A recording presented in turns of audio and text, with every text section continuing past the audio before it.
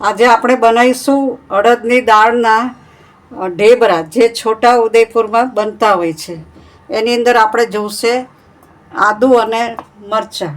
અડદની દાળ 6 કલાક પલાળેલી છે. હવે આપણે એને ક્રશ કરીશું. એમાં જોઈશે અજમો, મરચું, ધાણા જીરું, મીઠું, હળદર. પહેલાં આપણે દાળ ક્રશ કરી લઈશું. એને પાણી વગર જ ક્રશ કરવાની હોય છે અને અધકચરી ક્રશ કરવાની હોય છે. એ લોકો પથ્થર ઉપર લસોટતા હોય છે. એ લોકો મરચાં, લસણ બધું પથ્થર ઉપર લસોટીને બનાવતા હોય છે. આપણે આમાં લસણ નાખવું હોય તો નાખવાનું, ન નાખવું હોય તો ચાલે. અને એ લોકો ડુંગળી ઝીણી સમારીને નાખતા હોય છે.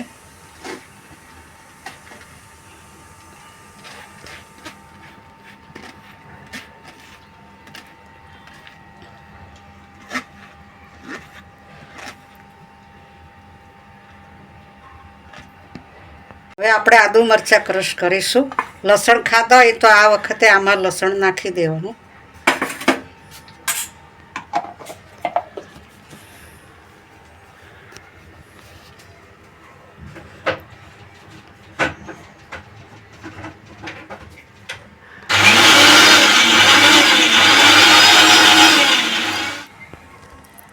દાળ ક્રશ થઈ ગઈ છે. હવે આપણે એમાં આદુ અને મરચાં નાખીશું.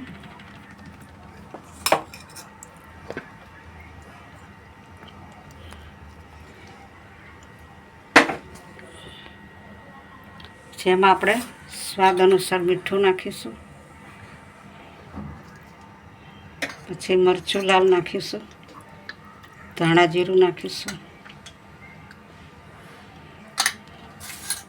હળદર થોડી નાખીશું. થોડોક અજમો નાખીશું. આપણે એ લોકોની પદ્ધતિ પ્રમાણે આપણે બનાવીએ છીએ.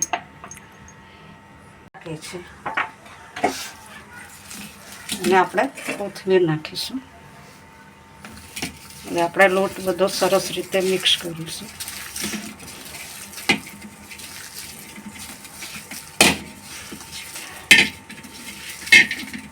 આ દાળ વડામાં 1 કળીનું લસણ નાખી અને તલના તેલમાં તળીને મોઢાનો લકવા થયો હોય તેને ખાવા આપવામાં આવે તો એને મોઢાના લકવામાં, જે ખાવામાં તકલીફ પડતી હોય છે, એમાં બહુ સારો ફાયદો કરે છે.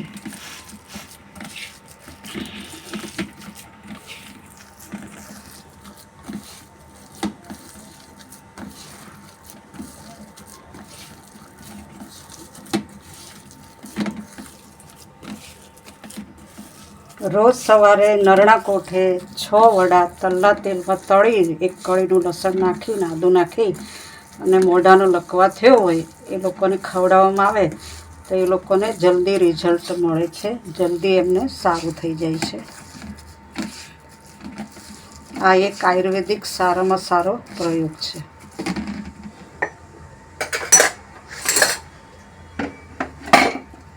હવે આપણે જોઈએ તેલ આવી ગયું છે.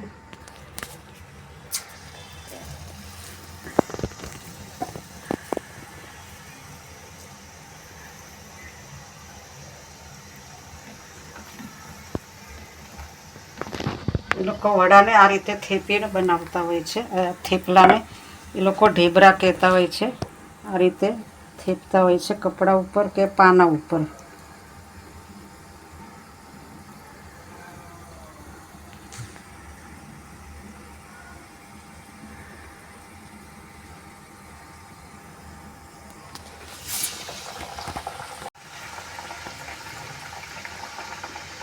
શિયાળામાં લીલું લસણ આવતું હોય છે, તો લસણ ખાતા હોય તો શિયાળામાં બનાવો તો લીલું લસણ પણ નાખી શકાય.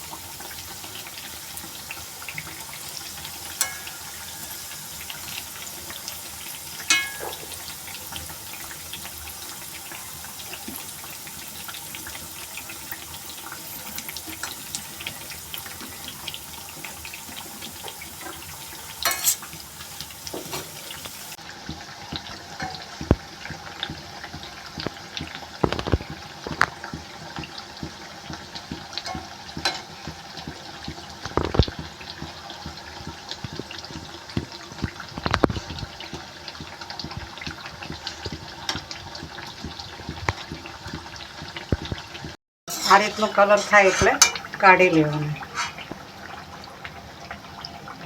અંધારું પડે છે. વચ્ચે ક્યાં બોલે?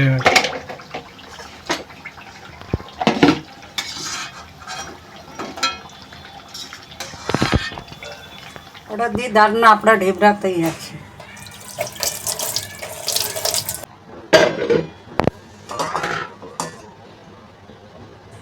જો તમને અમારી રેસીપી ગમી હોય તો અમારી ચેનલ ધ ભાવસાર કિચનને સબસ્ક્રાઈબ કરો, અમારા વિડીયોને લાઈક કરો, કોમેન્ટ કરો અને શેર કરો. Thank you.